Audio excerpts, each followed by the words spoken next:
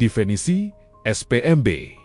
Sistem penerimaan murid baru, yang selanjutnya disingkat SPMB, adalah keseluruhan rangkaian komponen penerimaan murid yang saling berkaitan dalam mewujudkan layanan pendidikan yang bermutu bagi semua.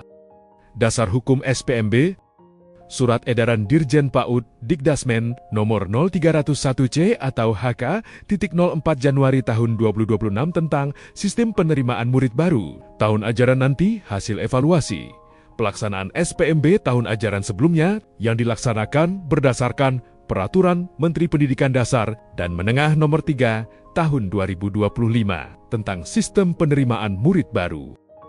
Tahap pelaksanaan SPMB.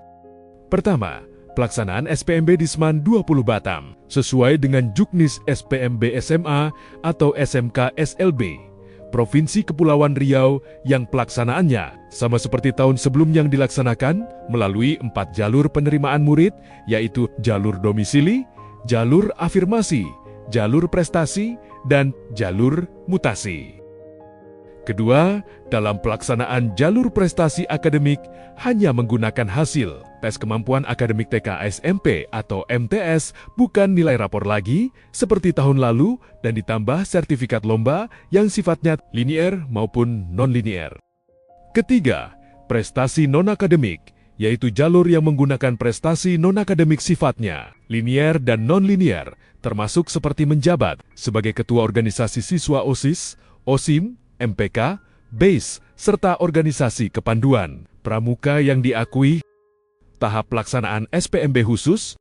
Keempat, khusus di Seman 20 Batam, sejak tahun ajaran sebelumnya sudah menyediakan kelas khusus akademik KKA untuk prestasi akademik dan kelas khusus olahraga KKO untuk prestasi non-akademik, agar lebih fokus dalam mengembangkan bakat dan minat siswa.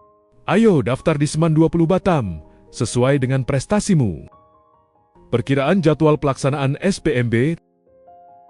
Pendaftaran dimulai tanggal 11 sampai 14/26, verifikasi dan validasi dokumen tanggal 116 sampai 25 Juni tahun 2026, pengumuman hasil seleksi tanggal 29 Juni ke 2026, daftar ulang tanggal 30 Juni sampai dengan tanggal 2 Juli tahun 2026, masa pengenalan lingkungan sekolah. MPLS tanggal 20 sampai 25 Juli tahun 2019-2026. Tips umum untuk lolos SPMB. Pertama, pilih jalur yang sesuai. Kalau ingin langsung bekerja setelah tamat, silakan masuk SMK, bukan SMA. Pahami kelebihan masing-masing dari keempat jalur yang ada.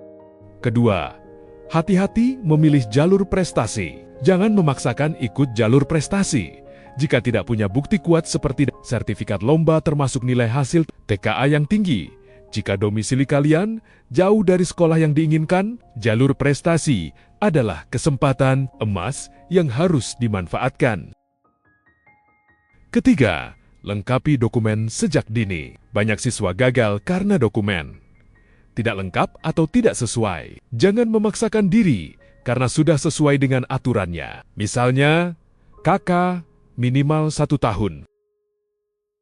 Keempat, manfaatkan jalur afirmasi. Jika kamu punya KIP atau PKH atau dari keluarga tidak mampu, gunakan jalur ini karena kuotanya biasanya bertambah.